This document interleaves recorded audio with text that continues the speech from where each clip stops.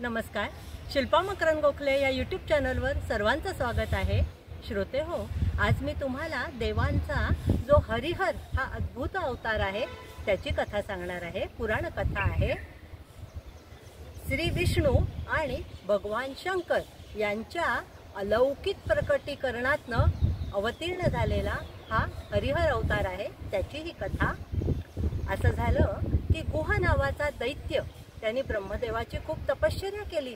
ब्रह्मदेव प्रसन्न झाले आणि त्यांनी वर काय मागितला देवाकडे की मला कोणत्याही देवापासून मरण नको. ब्रह्मदेव तथास्तु म्हणाले.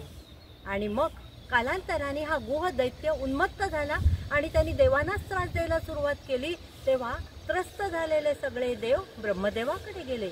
ब्रह्मदेवानी त्यांना कैलासावरती श्री शंकराकडे पाठवलं आणि मग श्री शंकर सर्व देवांना घेऊन भगवान विष्णूकडे गेले आणि आपल्याला होणारा हा त्रास जेव्हा त्यांनी कथन केला तेव्हा मी ह्या गुह दैत्याचं पारिपत्य करीन असं आश्वासन भगवान विष्णूने दिलं.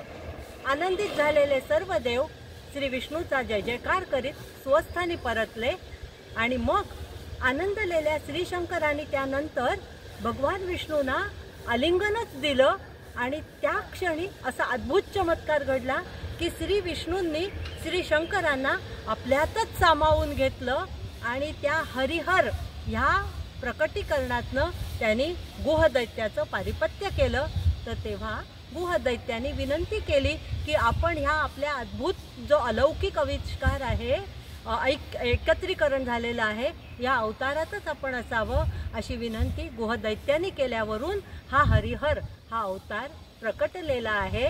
तर ही हरिहराच्या मनोज्ञ ऐक्याची जी आविष्कार आहे हा माझ्या सर्व श्रोत्यांना ही कथा निश्चित आवडली असेल. आणि एक सांगावंसं वाटतं की कोकणामध्ये श्रीवर्धनजवळ जे हरिहरेश्वर हे प्रख्यात क्षेत्र आहे पण त्या क्षेत्री हरिहराच्या प्रकटीकरणाची कथा वेगळी आहे. ती पुढे कधीतरी मी माझ्या श्रोत्यांना नक्की सांगेन. आणि समारोपाला अजून एक की हरिहर आणि बुक्क तर त्याला हक्का बुक्का.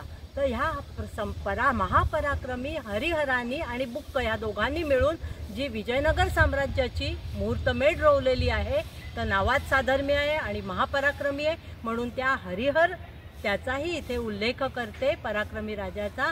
आणि इथेच आख्यानाचा समारोप करताना की हे जे सुंदर ऐक्य आहे हरिहराचं देवाचं ते ध्यानात ठेवूया आपण. आणि इथेच आपली रजा घेते. धन्यवाद.